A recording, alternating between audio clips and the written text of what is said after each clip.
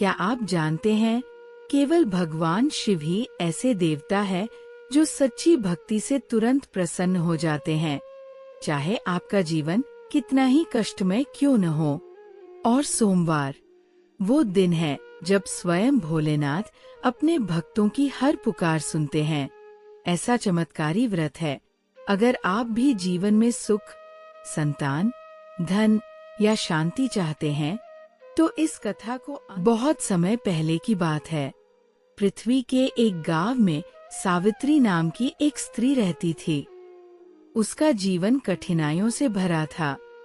न संतान थी, न धन, न शांति। उसका पति बीमार था और रोज की चिंता ने उसका चेहरा मुरझा दिया था। एक दिन वो घर के बाहर बैठी रो रही थी और भगवान से कह रही थी, हे भोलेनाथ, क्या मेरी पुकार तुम तक नहीं पहुंचती? तभी आकाश से मधुर वीणा की ध्वनि सुनाई दी और सामने प्रकट हुए देवर्षि नारद। नारद जी बोले, पुत्री, मैं तुम्हारी पुकार सुनकर आया हूँ। तेरे दुखों का अंत केवल एक मार्ग से होगा, सोमवार व्रत और भगवान शिव की भक्ति। एक समय एक नगर में एक निर्धन ब्राह्मण और उसकी पत्नी रहते थे।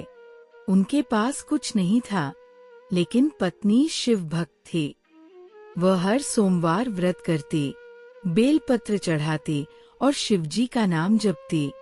उसकी भक्ति से प्रसन्न होकर एक दिन स्वयं भगवान शिव प्रकट हुए और बोले, माँ, मैं तेरी भक्ति से प्रसन्न हूँ, तू वर मांग। स्त्री ने कहा, प्रभु, मुझे संतान दो, धन दो और मन की शांति। शिवजी बोले, जैसा तूने व्रत किया है, वैसे औरों को भी प्रेरित कर। तेरे घर में कभी कोई कमी नहीं रहेगी। और सच में कुछ ही समय में उसके घर में सब कुछ बदल गया। नारद जी ने जब ये कथा सावित्री को सुनाई, तो उसने भी हर सोमवार व्रत करना शुरू किया। सच्ची श्रद्धा से शिवलिंग पर जल चढ़ाया, बेलपत्र अर्पित किए, कथा सुनी और दूसरों को भी सुनाई। कुछ ही समय में उसका जीवन बदल गया। पति स्वस्थ हुआ, घर में अन्न आया और अंततः उन्हें संतान की प्राप्ति हुई। एक दिन जब नारद जी दोबारा लौटे, सावित्री ने उनके चरणों में गिरकर कहा, मुनिवर, आपने तो मेरा भाग्य ही बदल दिया। नारद जी मुस्कुराए और बोले, नहीं पुत्री, मैंने नहीं, तेरी श्रद्धा और शिव भक्ति ने ये चमत्कार किया है।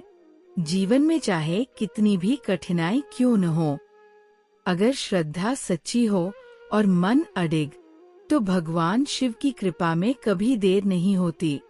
याद रखिए, भक्त की पुकार और शिव का आशीर्वाद, दोनों की राह में कोई बाधा नहीं ठहर सकती।